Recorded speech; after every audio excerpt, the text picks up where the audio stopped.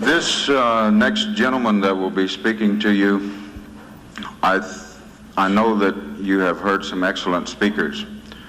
Now we're going to get down to the nitty-gritty of what Indians are all about, what's behind them.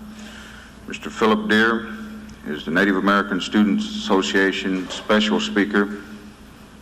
We selected several medicine men's names, and then the students voted on them, and they chose Mr. Deere as our speaker.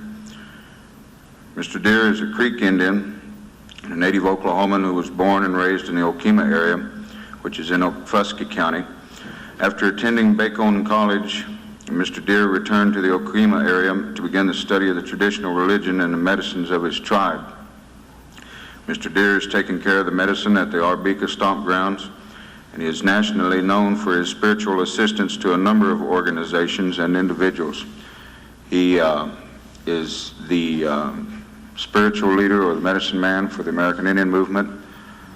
He has made several trips out of the state of Oklahoma, and he also helps as much as he possibly can with the people here in Oklahoma. I've been privileged to know Mr. Deere for about a year or 2 years. He is a very wise man, and I'm sure that you will learn a lot from Mr. Deere in these next few minutes. And now, it's my pleasure and honor to present Mr. Phillip Deere. Phillip.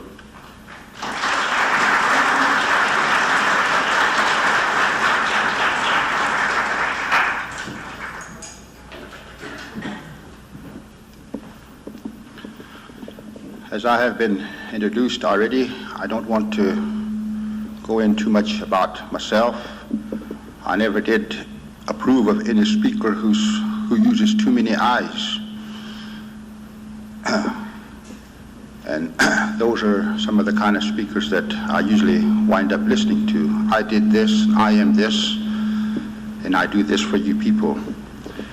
Those kind of statements I never did care too much for. I like to have somebody else to praise another person instead of a person himself speaking of himself all the time. First, I'd like to talk about Indian religion. And since I was one time a student at Bacone College, it sounds like that I have a good college education, but I don't. I went there for a few years and stayed at the Moreau Indian Orphan Home there, and I have never completed the grade school. So my education was limited. And no doubt about it,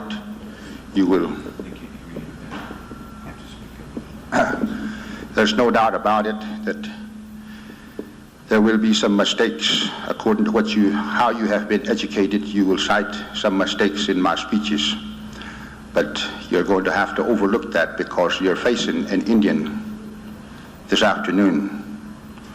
I am a full-blood member of the Muscogee Creek tribe. I grew up speaking my language first, then I began to learn the borrowed language.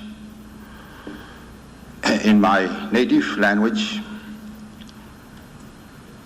I am pretty sure that I do not make too many mistakes in my language, but in English, I often make mistakes. But I want you to overlook them, and at the end of my speech, if there is any questions that you may want to ask, you will be free to do that.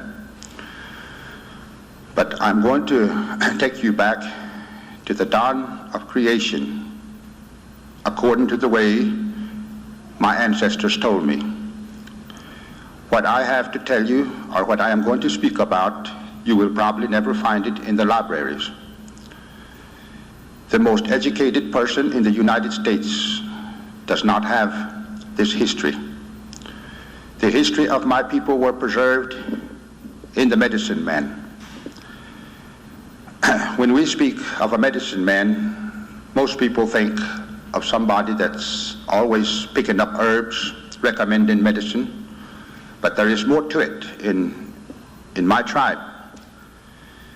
For other tribes, I cannot speak too much for other tribes because I do not understand some of their customs, some of their ways of making medicine. But in my Creek tribe, I understand that, how one becomes a medicine man. All the way up to his dying days, I can understand the life of a medicine man. I am more familiar with my tribe, so that's what I am going to bring out to you. The word Muscogee is our original names and not the Creeks. The Creek word, the word Creek was never used until later years, probably somewhere in 1800s. But prior to that, we were called Muscogee. And from the very beginning of times, our name Muscogee was a longer word. Muscogee is only a short word for our tribe. Our tribe's name was Muscogee, which means those who possesses herbs. At one time, somewheres in the west, the earth opened its mouth. 3 groups of people came out of this earth and went west. When they went further west, they lived in the land of fog, the land that covered with fog. The sun was never seen, nor did they see one another in speaking to each other. Because of the thickness of the fog, they never could see one another clear. One day, the wind came and blew the fog away. And the first animal that was seen by my people, they became that clan. And the first animal that was seen was the bear. So that group became the Bear Clan, which has a lot to do with tradition, ceremonials, that we have our ceremonial grounds. All these clans has a lot to do with it, down to this date. The Bear Clan was originated there, and many others, birds, deers, and all kinds of animal clans were originated there. Since the wind came and blew the fog away, the Wind Clan had a position in the tribe. I am of the Wind Clan. My father was a Bear Clan. And therefore, I was chosen to hold a position, not by the people, not by election, not by appointment, does one become a medicine man. A medicine man is observed from his birth on up until a certain age by the older medicine man. If he is qualified to become a medicine man, then he begins training at early age. Different herbs are told to him what they are good for. And as time goes by, he begins to pick up more and more from the older medicine men. And then he never goes out to publish himself or to announce himself. By his actions and by his looks, by his ways, he is judged as a medicine man. Then someday someone will come to him for medicine, and he prepares a medicine for this person. Then later on, he becomes well known to the tribe. He never steps out to tell you that he knows this and he knows that. All of his knowledge is kept in secret in his heart. Even his children never learns everything from his father, even though he is a medicine man. Getting back to our story of the creation. In this land, everything was filthy. Everything was dirty. Nothing was clean. The only clean thing that eyes could see was the sun coming up from the east. So my people decided to go see where the sun was coming from, because it was so bright, and that was the only cleanest thing that could be seen. So they traveled east, and they went as far as to a river, a red, thick, slimy river, in which they could not cross. So they followed the river to another river that joined this river. In between the two rivers, there was a mountain that thundered all the time, and red smoke came from the top of this mountain. They stood there at this mountain and saw a post beneath this mountain that shook all the time. And by the directions of the elders, they picked out a motherless child and slammed it against his pole, and the pole stopped. And then they gained the knowledge of herbs. 4 herbs was introduced to my tribe. One known as the red willow root, the other snake root, and the other spicewood. Also, the small leaf tobacco was given to them at the foot of this mountain. Here they begin to possess the herbs for healing and for many other things.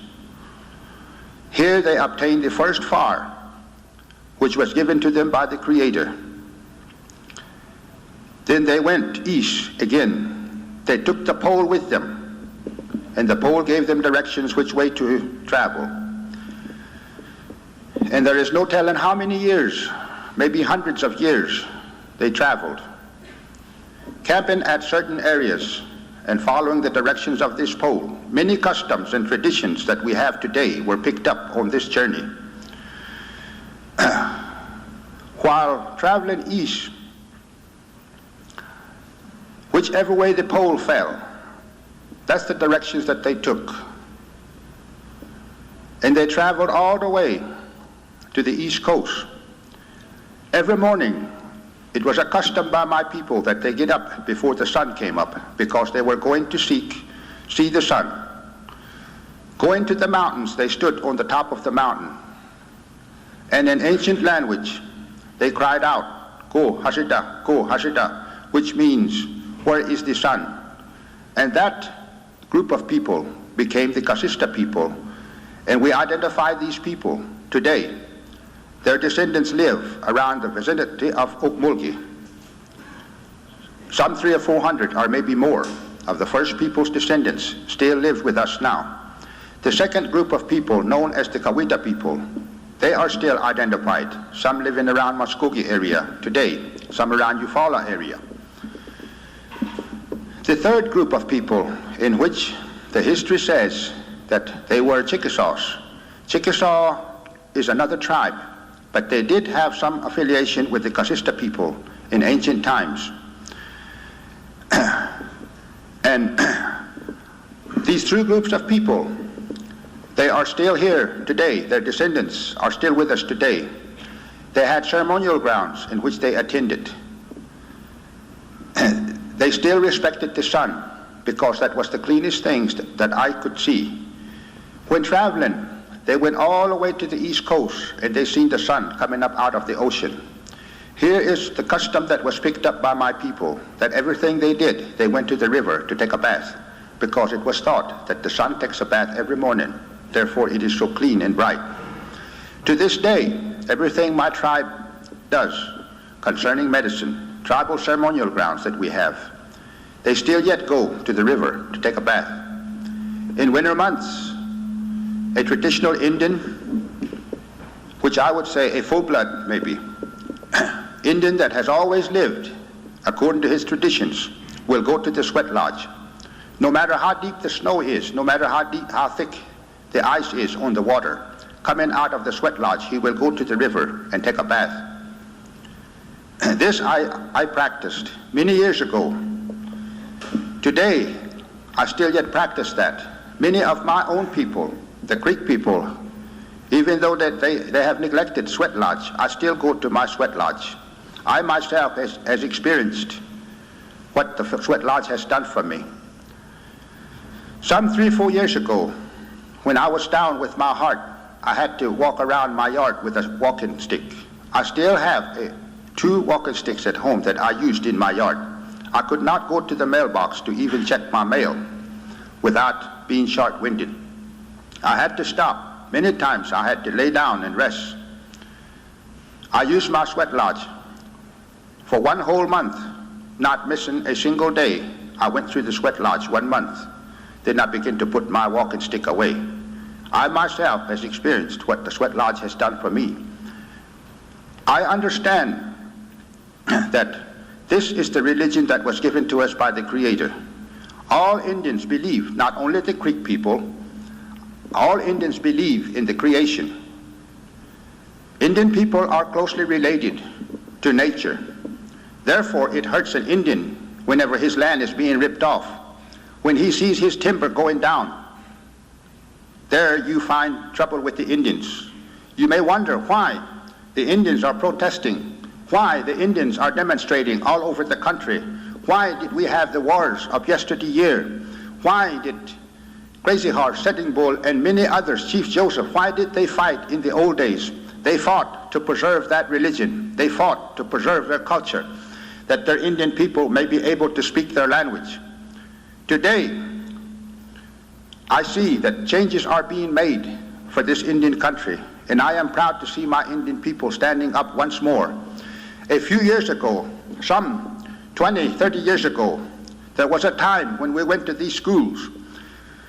We were not permitted to speak our language. Some of the older people understands that.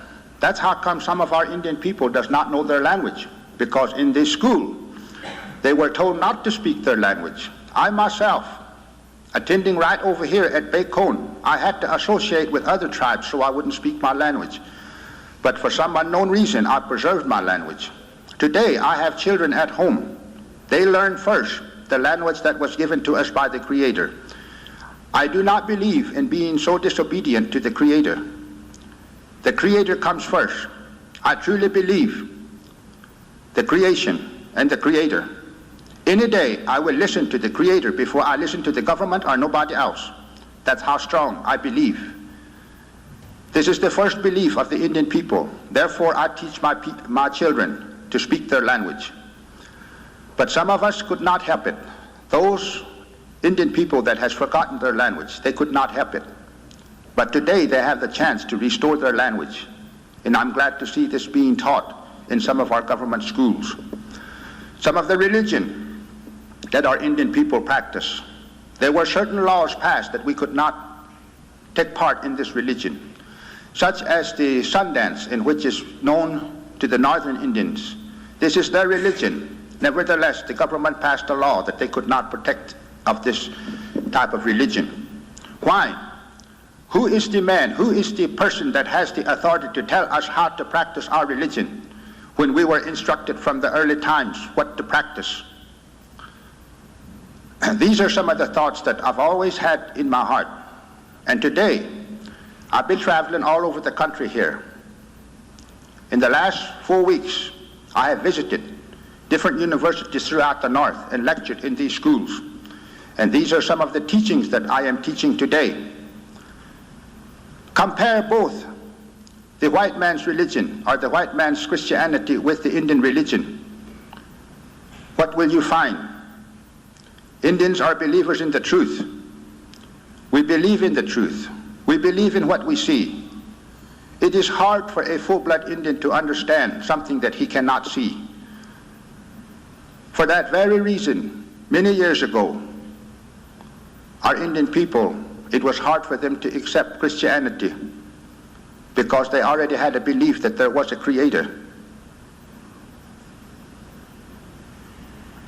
For some unknown reason, I sometimes think when we lose our culture and our religion, who is responsible for it? Is it the education? Is it Christianity? Why did we lose? Why are we losing our religion? For a certain length of time, for so many years, we begin to go down. The Indian people begin to lose their ways, and they turned against their own religion. They turned against their own customs. And there was this time, some 30, 40 years ago, when the Indian walked down the streets with his head bowed down in shame. All kinds of jokes was made of him. He was ashamed that he was an Indian, but not no more. Today, the Indian is holding his head up high. He is being identified as an Indian. He is proud today because he knows that he is the Native American. He is the first American. He knows better today. And I'm proud of my younger people because they want to be all Indians and nothing else. I see them standing up today. They want to go in the direction of the Indian. A lot of the older people disagrees with that because they had been brainwashed so long that they begin to feel like that they're citizens and they're not Indians anymore. But there's no change in an Indian. We see that. Over 200 years, what changes come for an Indian? Even though they're still trying. Even though they're still trying to do like everybody else. There's a very little change in the Indian. I, for myself, I would rather take a backward step. One more step, I feel better. Another step, I feel much better. And if I could go all the way back to all Indian life, I would find a pure, clean life. But stepping further, I see disaster. Among this generation, we've always been asked to accept the American way of life. What is American way of life? What is the future for the dominating society? Not too long ago, I came through Detroit. A few years ago, people were running over one another to go into Detroit. And I came through there less than 2 weeks ago. People are running over one another trying to get out of Detroit. So what's going on with the society? My friends, I'll tell you, the city life is coming to an end. I see that in the future. Indianness is a good life because living close to nature is a good life. A satisfactory and a happy life, what can take the place of it? We respect this earth as our Mother Earth because it provides for our clothes. It provides our meals on the table. Even now, not only for the Indian people, for everybody, this earth is their mother. When time comes that you can no longer buy food out of Safeway store, where do you suppose you're going to get your food? When we have wasted this land, when the air is polluted, when the rivers are polluted, who caused it? Is this the will of the Creator? No. That's why I say the Indian life was a pure, clean life. The further back I could go, I would be better off. Because I see that the way of life that I have been told to accept is coming to an end. There's no way we're going to control this polluted air, the polluted rivers, how we're going to clear them out. The city life, what's going to come of the city life? People think that in this country there's no way that we could be starving. We have the best country in the world here. But let's not forget, not too long ago, we had some truck drivers crossing the highways. If those truck drivers would have got right down to business and closed everything off, then what use would Safeway and IGA stores, supermarkets, what use would they be to us when there's nothing there for us to get? Then we would have to turn around and look at Mother Nature. We had to look at our Mother Earth for food and for clothing. Since we are part of this nature, that's why all the Indian problems have existed all through these years. All the wars of years ago, that was the reason for it. No one goes to war just for the fun of it. It's not no fun to be facing guns all the time. There's a reason for it. And that reason was to preserve their culture, to preserve nature. Everything that's put on this earth was put here for use, for our use. So we used everything that was set here for us. Even the trees, the herbs that grow, we used all of it. Then when we see it destroyed, it breaks our hearts. To an Indian, that animal out there is his brother. The birds of the air, they are related to them. All Indian customs were picked up from the creation. In the early times, we had no instructors. We had no schools to attend to. So our ancestors had to turn around and look at nature and consider the ways of nature. The entire Indian civilization was built upon nature. For that reason, the Indian people will fight you in order to preserve that nature. That's where our biggest arguments come from. That's where our biggest problems lies. because we are related to nature. Being an Indian is not an easy life today in our modern times. It is hard to be an Indian. But if you grow up being an Indian, you're a proud Indian. No matter what the world says, it doesn't bother you. No matter what's going on in the next town, no matter what's going on over here, your belief in the creation will always carry you through. A lot of things happen in this Indian country that we never stop to think about. Being related to nature, you understand nature. I've lived that life for many years. Ever since I was born, I went to my ceremonial grounds before I ever attended any Christian church. I used Indian medicine before I ever used a white man's medicine. There was a time when an Indian could be a citizen and be an Indian at the same time. There was a time when an Indian could be a Christian and still yet be an Indian. But the two roads are beginning to divide today. I see that. It was said from the early times, even the Six Nations, the Iroquois nations, same thing goes for our people, that no one can ride two canoes. They have to ride in one canoe. When the two-row wampum belt was introduced and shown to William Penn, the wampum belt meant the two rows, one row for your people and one row for my people, because no one can walk on both paths. This was approved, this was agreed. This was agreed in the Interior Department. And this has been talked about and mentioned for many, many years. And for that very purpose, treaties were made with individual tribes. More than 370 some odd treaties were made with the Indian people because the two cultures could not go together. The treaties gave them sovereignty rights. They gave them their freedom to have their own government, to practice their own religion, to continue with their own culture. Any way the Indian wanted to live under these treaties, he were permitted to live that life.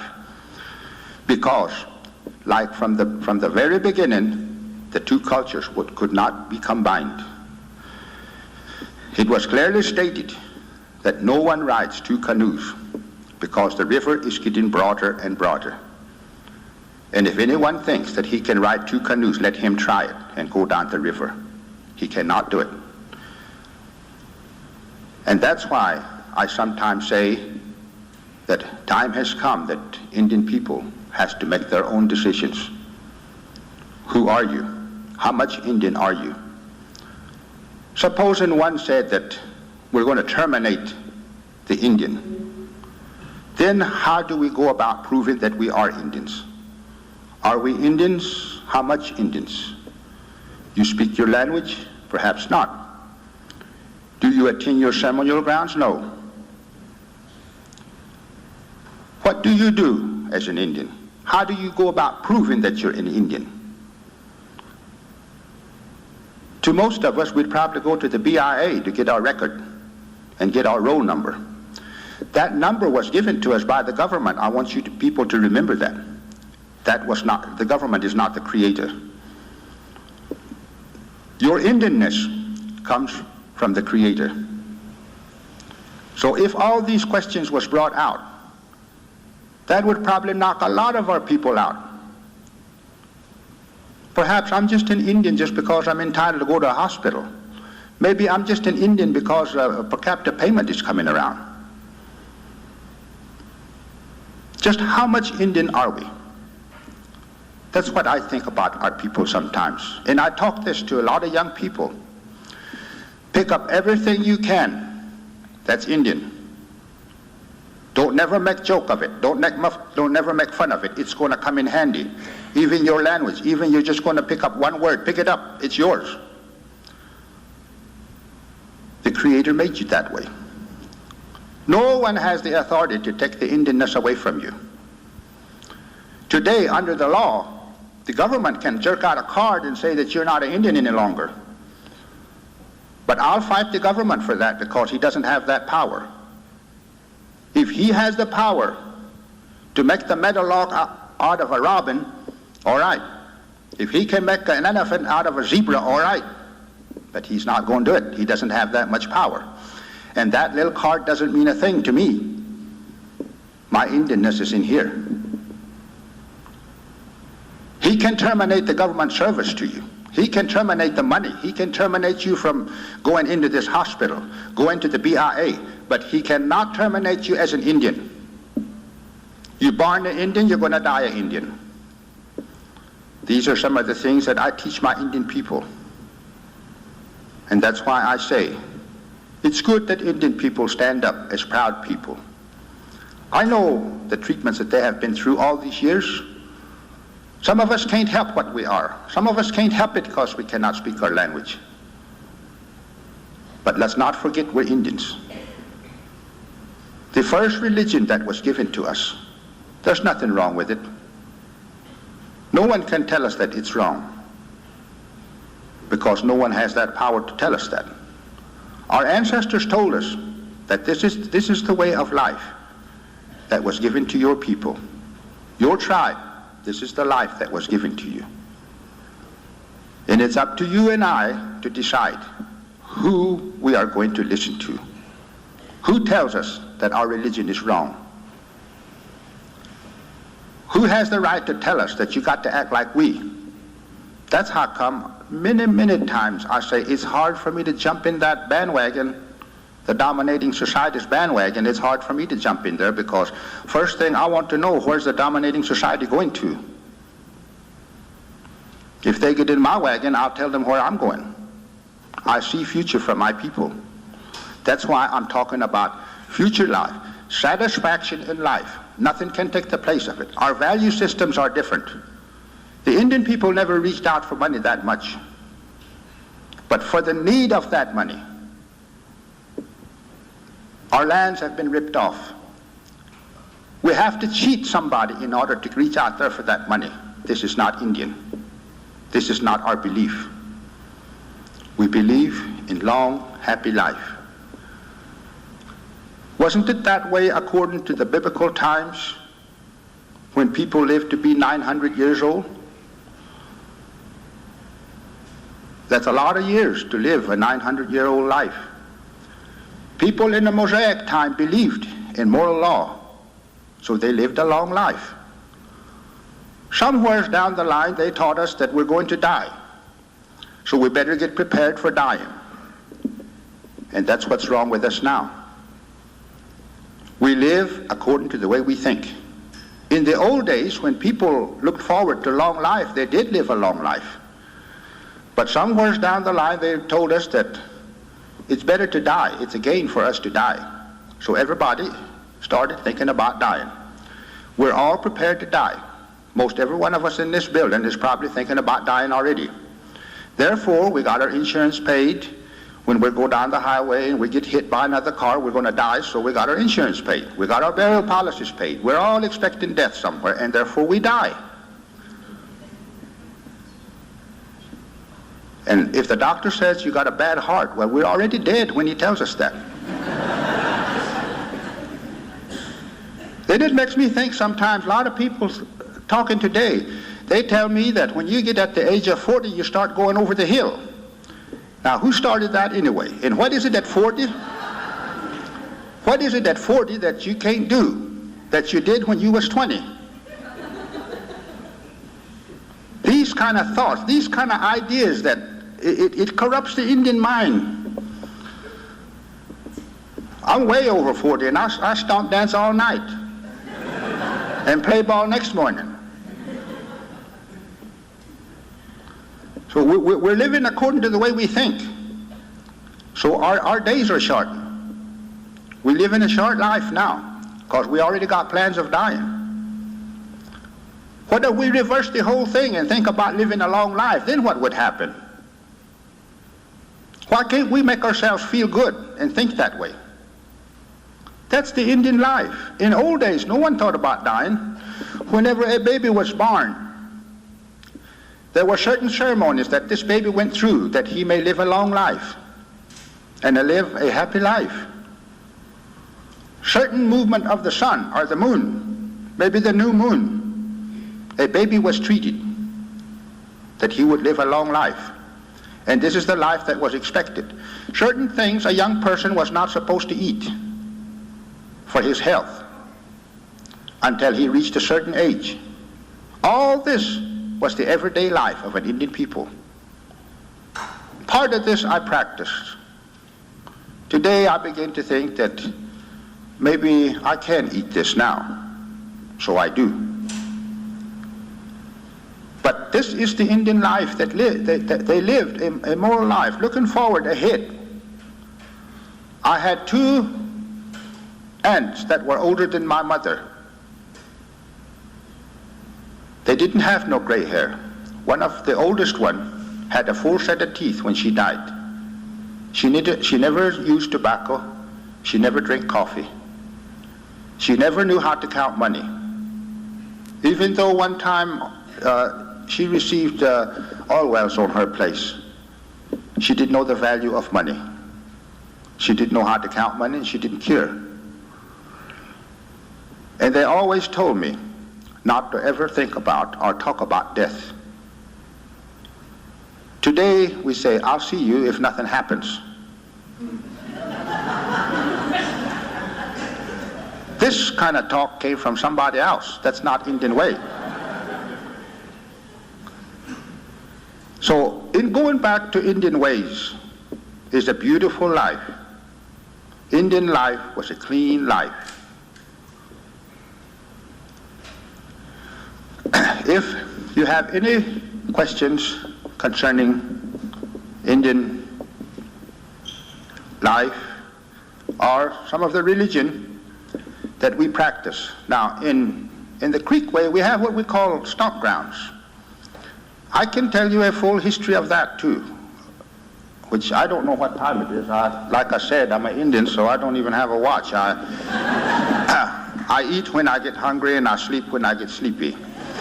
So,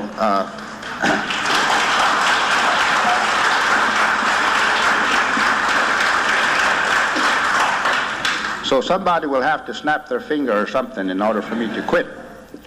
But we have our ceremonial grounds around the Creek country, what we call stomp grounds.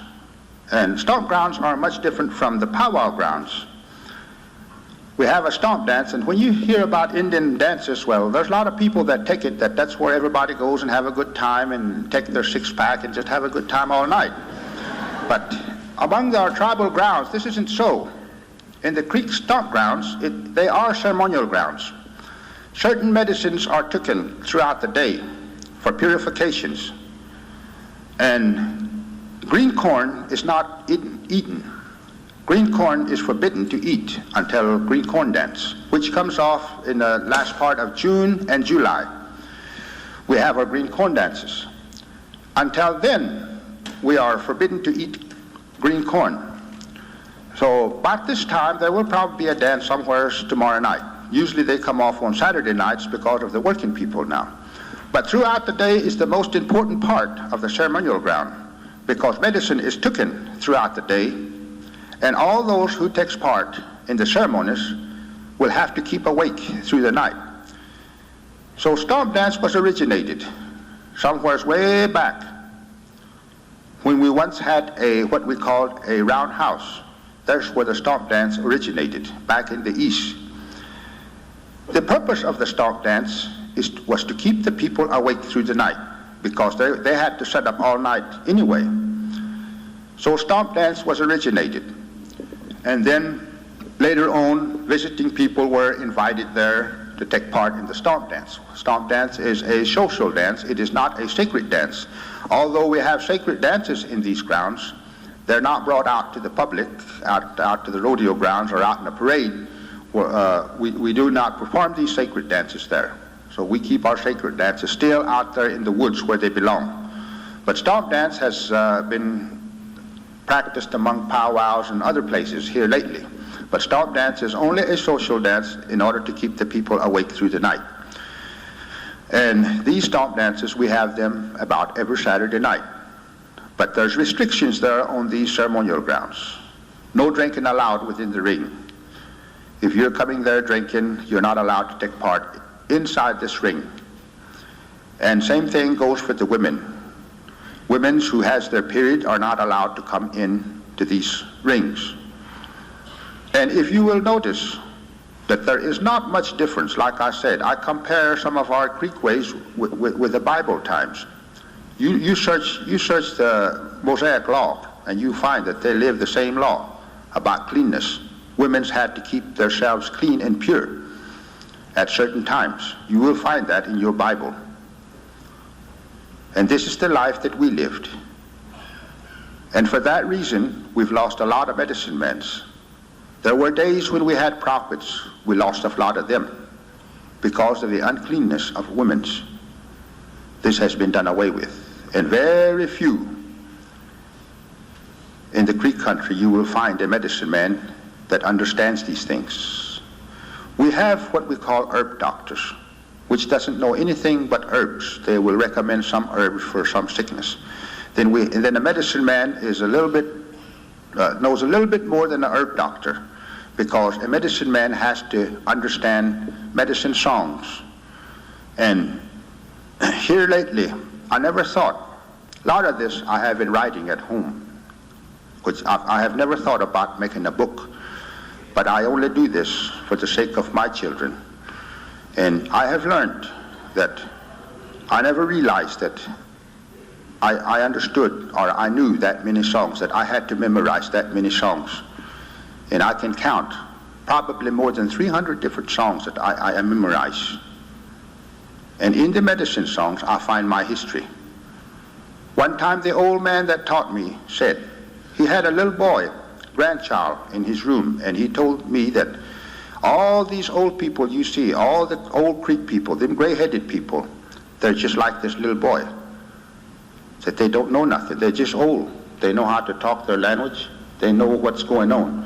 But until you learn medicine making, you don't know nothing. You're just like this little boy.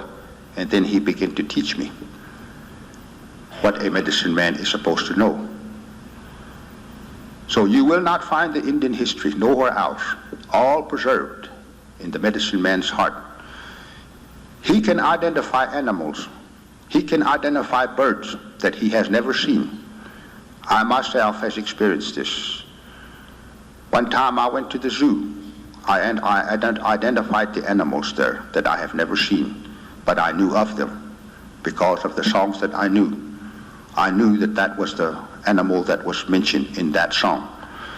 So a lot of history, even prehistoric times, are preserved in a medicine man's heart. When he knows all this, then he is the history for the tribe. We have some that practice medicine, but that does not know all this. Then about the highest office that a medicine man could have is by performing ceremonies at the ceremonial grounds. That's as high as a medicine man can get.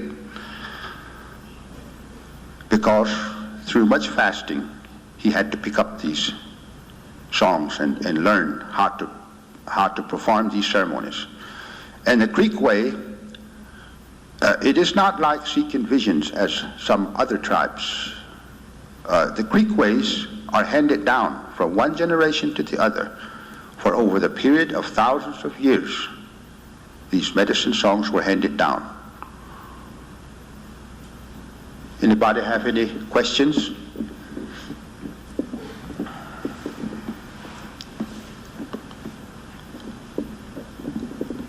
you currently training any medicine in yourself? What is it? Are you currently training young men to be medicine men? No.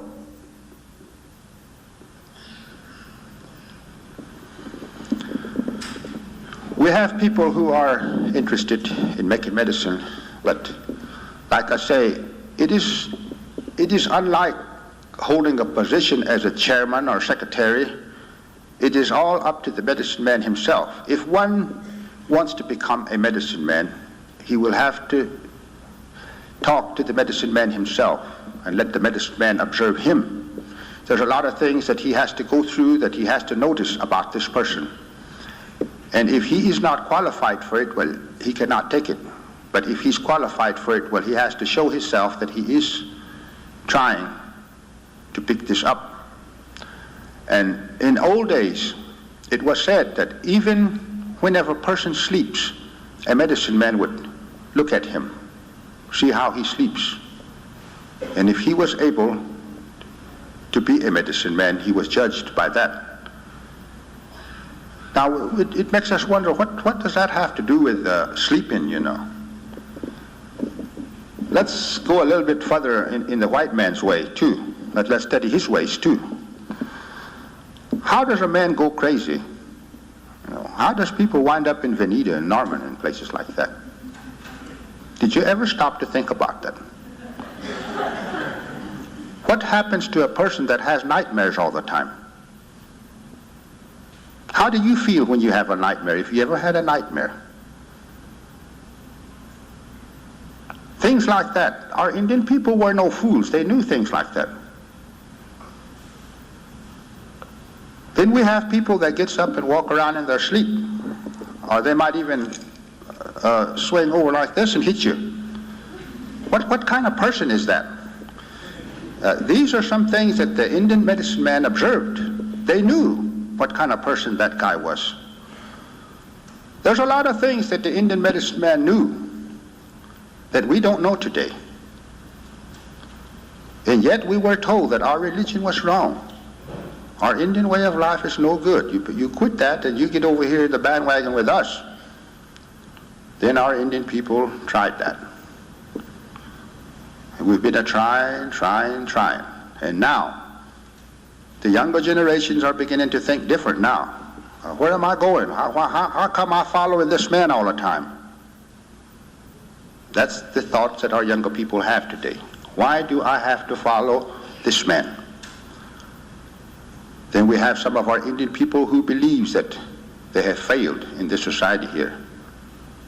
We have some educated people that one time had an office and couldn't do no good, so he just quit and started drinking around and become one of the biggest drunks in the country. Then he begins to feel that he has failed. There's no failure in Indian way of life. We fail because we're trying to live up to somebody else's standards. We're trying to be somebody else other than what we are. And there's what we call failure. But being an Indian is a good life. Being an Indian is a happy life. I enjoy myself out there in the country. I don't have a mention out there. I don't have the best out there. But I enjoy my life. Out in the country there, I go out into the woods. There is no limit to education out there. What I learn out there, what I learned looking at the birds, what I learned looking at the trees, I take it that I know something you don't know. And that type of education comes from the Creator, the way it was meant for the Indian people. I still go back to the Bible. I used to go to church. I know what it is. I know all about it. We had Bible for subject every day over here at Bacon. We studied that every day. We even wrote books about it. So I know what I'm talking about. So it is written in the book of Proverbs. Go to the ant bed, consider her ways and be wise. How many Christian people do that?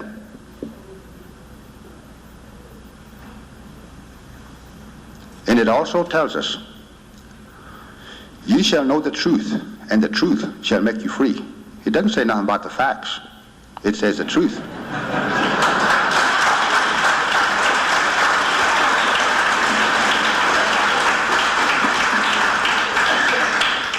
For that reason, I still say we Indian people are believers in the truth.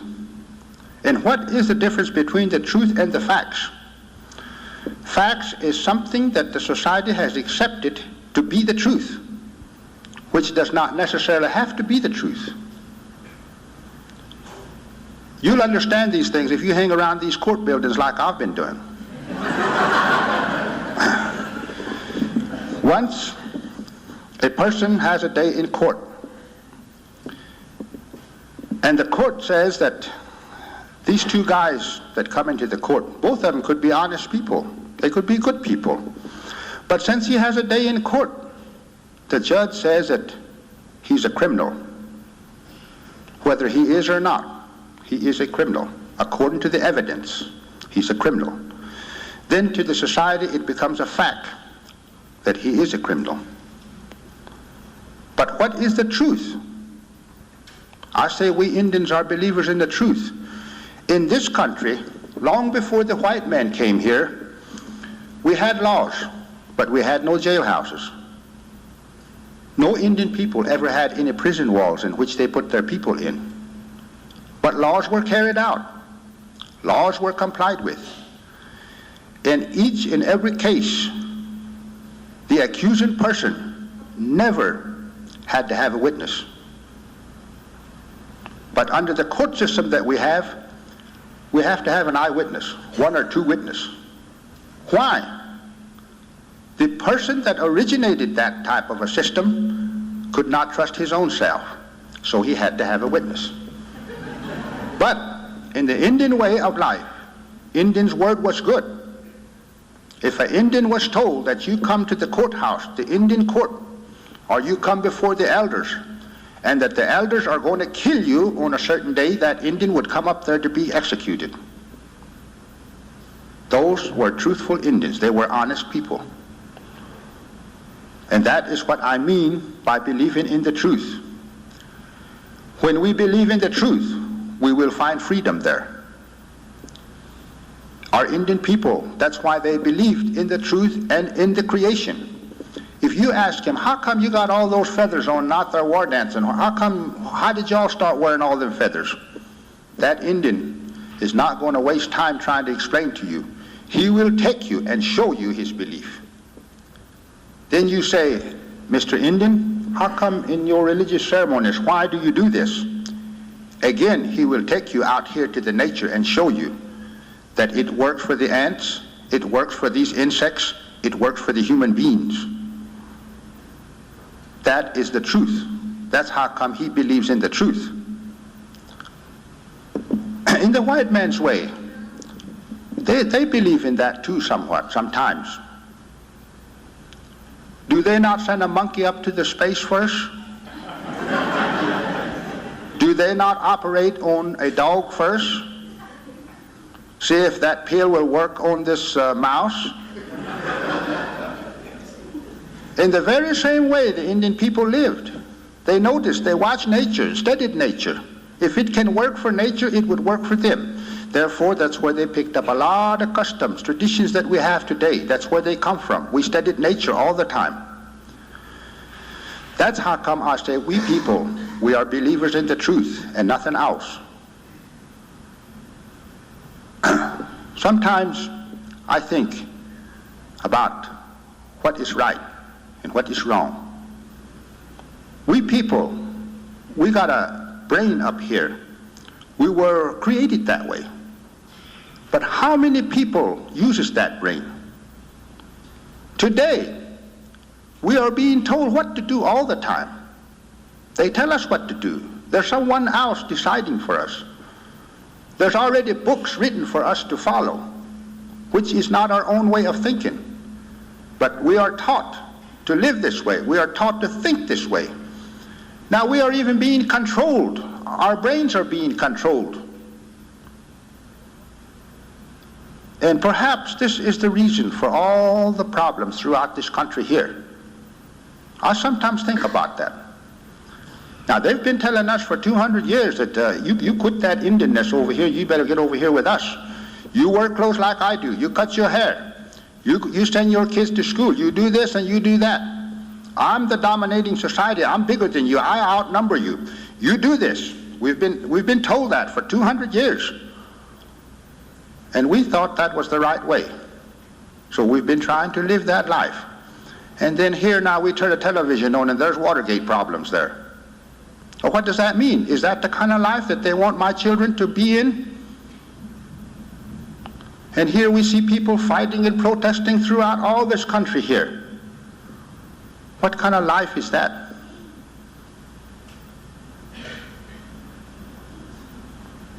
I'm going to keep on. I'm going to make somebody mad before I get off of here. Now, what I'm telling you, I speak up for the native people. I speak up for my Indian people no matter who they are. They're my kind. They're suffering. Why are they suffering? I'm surprised. I've traveled all over.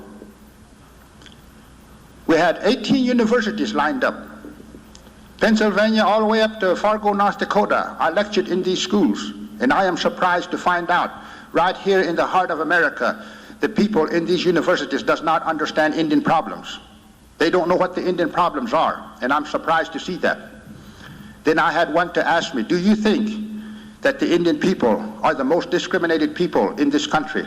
I said, you are, because you're being discriminated by your own people. Today, the white man is the most discriminated person in this country here because he doesn't know anything about Indian problem. Even the television has hidden the truth from him. Even his own government, they have hidden, they have covered up the rotten dealings. The corruption that lies in Washington has been hidden from the public. The Indian problems, the Wounded Knee problems. What you see on television is nothing but violence, but you don't see why the causes of these violence. The press, the news media, does not bring out the truth of what actually takes place. Only what you see on the television is the bad part of the movement. And therefore, the American Indian movement has a bad image here, especially in Oklahoma. But if you know the causes of it, why all these Indian protests, Alcatraz, Pitt River, Wounded Knee, Gresham, and many other places, why are these Indians doing this? They're seeking freedom, free to govern themselves, free to practice their own way of life. And they don't have this freedom. And this is not announced to the public to where the public knows. And I am surprised, visiting many, many universities throughout the United States here, that the people in this country does not know what the Indian problem is. How come that? Why? We have a lot of problems here. And it all has something to do with Indian belief in religion. Like I say, we believe in the creation. We have strip minings going on in Montana and other reservations. Our reservations have shrunk down to small little bitty pieces of land. Why? Why is that? All the native people, I speak up for the native people. Anywhere. I understand problems in Canada, South America. For the convenience and for your luxury here in the United States, there are people suffering in this world. The oppressed people in this world. There's people out there picking coffee, native people picking coffee, that you may have coffee here for breakfast every morning, every day. Think about when you eat your bananas. There are native people suffering there. What's causing the oppression of the world? We Indian people, we become part of the oppressed people.